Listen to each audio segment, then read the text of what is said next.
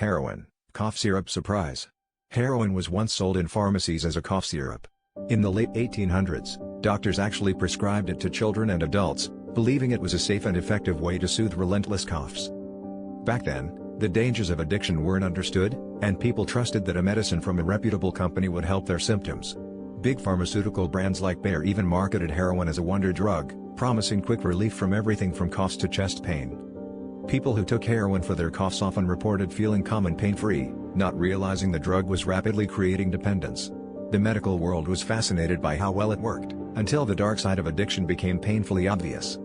This strange chapter in history reveals just how much medicine has changed, and how treatments we depend on today could be seen very differently in the future.